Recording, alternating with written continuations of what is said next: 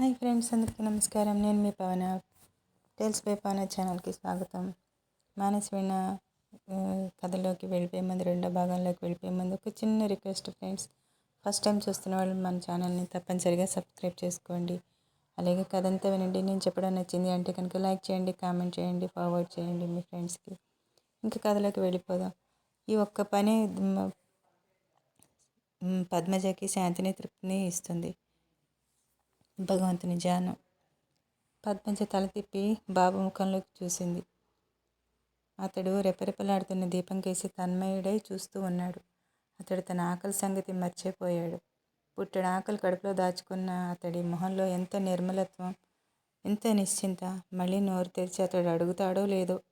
ఇంటి ముందుకైతే తీసుకొచ్చేసింది కానీ ఎలా ఇతనికి అన్నం పెట్టడం? వదిన్ని అడిగితే, అమ్మో పెట్టనిస్తుందా? ఎక్కడ తగిలించుకొచ్చావే ఈ తద్దినాన్ని అని అంటుందా? ఆకలిగా ఉన్న ప్రాణాన్ని వాకిట్లో నిలబెట్టి తను వదినతో వాదన పెట్టుకుని కూర్చోలేదు. తర్వాత ఆవిడ పెట్టే చివాట్లు సంతోషంగా భరిస్తుంది అనుకుని పద్మజ గబగబా ఇంట్లోకి నడిచింది.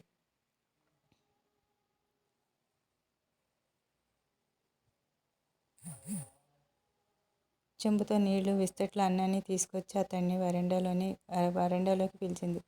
పద్మజ చేతిలో అన్నాన్ని చూసి మీదపడి లాక్కునేవాడిలాగా ముందుకొచ్చాడు బాబు. పద్మజ కింద పెట్టి పెట్టకముందే విస్తరి మీద పడి తినసాగాడు. ఆ తినడమే చెప్తోంది. పాపం అతడు ఎంత ఆకలిగా ఉన్నాడో. అతడు అలా తింటూ ఉంటే ఒక తృప్తిని అనుభవిస్తూ నిలబడింది పద్మజ.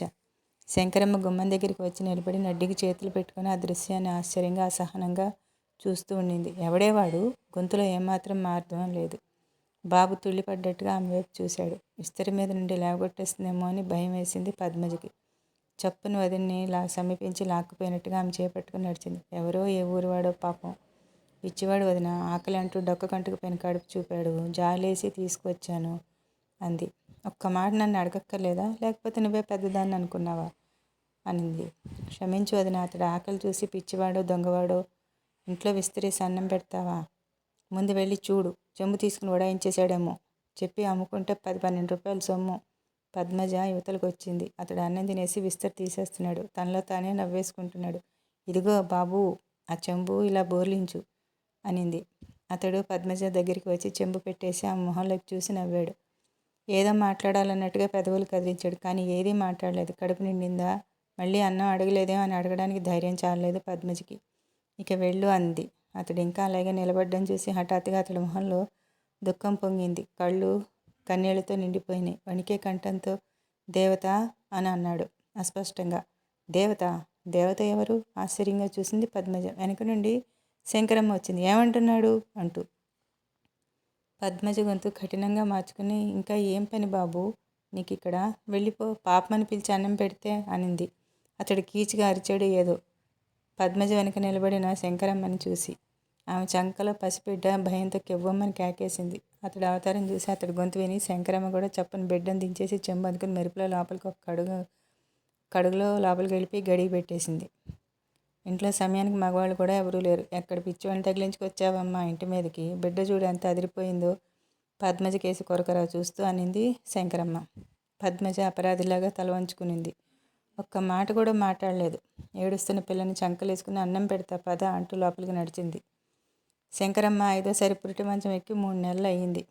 ఆవిడింకా చన్నీళ్లలో చేయి పెట్టలేదు, చెవిలో దూదులు తీయలేదు, కాళ్ళకు చెప్పులు వదలలేదు. రెండోసారి పురుడు పోసుకోవడానికి పుట్టింటికి వెళ్ళింది. పద్మజ 2 అక్కలు, ఒక చెల్లెలు ప్రస్తుతం అత్తవారిళ్లలో ఉన్నారు. రేపమ్మాపు చెల్లెలు తొలి పురుడు పోసుకోవడానికని ఇక్కడికి రాబోతోంది. 2 అన్నయ్యలు ఇంటి దగ్గర వ్యవసాయం చూసుకుంటారు. ఇది పద్మజ ఇంటి కథ. కొంతసేపటికి తలుపు మీద ఎవరో టక్టకా కొట్టారు. ఎవరది? నేనేనే, తలుపు తీ అని పద్మజ పెద్దన్నయ్య గొంతు వినిపించింది. అప్పటికి కానీ శంకరమ్మకి అదురు తగ్గలేదు. వెళ్ళి గడియ తీసింది. ఇదేమిటి 8 కాకుండానే తలుపులు బిగించారు? నారాయణరావు ఆశ్చర్యంగా అడిగాడు. అసలు ఆ ఇంటి తలవాకిలు మూయడం సామాన్యంగా జరగదు. పగలపూట అసలు ముయ్యరు. రాత్రివేళ వేసవైనా చలికాలమైనా తలవాకిట మంచం వేసుకుని పడుకోవడం నారాయణరావుకి అలవాటు. అతడి మంచం దగ్గరే అతడి పెంపుడు కుక్క ఉంటుంది. ఆ జాలిగుండె మనిషి ఏం చేసిందో తెలుసా ఈరోజు? శంకరమ్మ గుండెల మీద చేయించుకుని చెప్పసాగింది. జాలిగుండె మనిషా? ఎవరే? ఇంకెవరు? మీ చెల్లెలు. గుడి దగ్గర ఎవరో పిచ్చాడు కలిశాడంట. జరిగిన సంఘటన అతిశయంగా ఓ కథ చెప్పినట్టుగా చెప్పసాగింది శంకరమ్మ. అతడు నిజంగా పిచ్చివాడో దొంగవాడో తర్వాత సంగతి. ముందు ఆకలి అని అడిగిన వాడికి అన్నం పెట్టడం గృహస్థు ధర్మం. నారాయణరావు ఖద్దరు చొక్కా విడిచి వంకీకి తగిలించి చెక్క మంచం మీద కూర్చుంటూ అన్నాడు. అతడు నిజంగా పిచ్చివాడైతే ఆకలితో దహించుకుపోతుంటే అతడు పొట్ట చూసి ఆకలి అన్నప్పుడు మనిషి అయినా ఏ మనిషి అయినా ఎలా ఊరుకుంటాడు?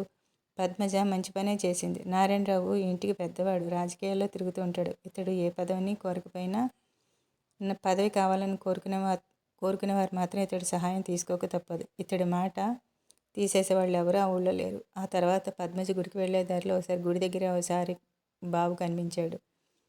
పద్మజను చూసి కూడా గుర్తించినట్టుగా కనిపించాడు. గుడి మండపంలో కూర్చుని మహోత్సాహంతో పాడుకుంటున్నాడు. పద్మజ ప్రదక్షిణాలు చేసి వచ్చి మండపంలో మూల స్తంభాన్ని ఆనుకుని కూర్చుని కళ్ళు మూసుకుంది. పిచ్చివాడి అరుపులతో దరువులతో పద్మజ మనసు ధ్యానంలో నిమగ్నం కాలేకపోయింది. ఈరోజు పద్మజ పెట్టే ప్రసాదం కోసం పిల్లలెవరూ రాలేదు. బాబు ప్రసాదం తీసుకో. అతడు చేయి చాచలేదు సరికదా, మొహం తిప్పి కూడా చూడలేదు.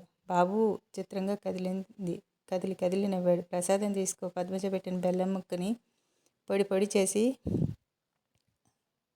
గుడి ప్రాంగణం అవతలికి జల్లాడు. అన్నం తిన్నావా? ఆదరంగా అడిగింది. అతడు చేతులు దూరంగా పెట్టి ఇంత తిన్నాను అన్నట్టుగా సాగి చేశాడు. మసిపీలిక ఒకటి మోకాళ్ళ దగ్గర పిక్కకు కట్టాడు. మరో మసిపీలిక తలకు కట్టాడు. ఆ మాసిన గడ్డను తీసేసి చక్కగా క్షౌరం చేసి స్నానం చేయించి మంచి బట్టలు కట్టిస్తే ఎలా ఉంటాడో ఊహించుకోసాగింది పద్మజ. పచ్చటి ముఖం, కొనదేలిన ముక్కు, చిన్న పెదవులు, సొగసైన మీసకట్టు, ఉంగరాలు తిరిగిన జుట్టు, సన్నగా ఉన్న పొడవుగా ఆరోగ్యంగా కనిపించే శరీరం. తన ముందు నిలబడిన స్ఫురద్రూపం చూసి పద్మజ వితంతు హృదయం ఒక్కసారిగా తుళ్ళిపడింది. దొంగలా అతడి మొహంలోంచి చూపులు తిప్పుకుంది. ఆ ముఖం చూస్తే ఎవరో బిచ్చగాళ్ళకు పుట్టి బిచ్చగాడిలా పెరిగిన వాళ్ళ అనిపించలేదు. ఆ పిచ్చి మొహంలోనూ ఏదో అలౌకిక సౌందర్యం, సంస్కారం తొంగి చూస్తున్నాయి. ఏ అమ్మ కన్న బిడ్డో ఎందుకిలా పిచ్చివాడై తిరుగుతున్నాడో. తొడ మీద వాలిన దోమను ఠపీమని కొట్టి చంపేసి వీరుడిలాగా పోజు పెట్టి నవ్వసాగాడు అతను. చితికిపోయిన దోమ మృతదేహాన్ని చేతిలోకి తీసుకుని, బాబూ నీదే ఊరు? అతడు గర్భగుడి వైపు చూసి మళ్ళీ నవ్వాడు. నీ పేరేంటి? గుడివైపు పూజారి రామాచారి రావడం చూసి పద్మజ కదిలింది. ఈ పిచ్చివాడిని చూసినప్పటి నుండి తన మనసులో ఏమిటో ఆరాటంగా ఉంది. ఫ్రెండ్స్, ఎలా ఉంది కథ? రెండో భాగం నచ్చిందంటే కనుక కామెంట్ చేయండి, లైక్ చేయండి, ఫార్వర్డ్ చేయండి, సబ్స్క్రైబ్ చేసుకోవడం అస్సలు మర్చిపోవద్దు. Thank you guys. Thank you for watching. Bye.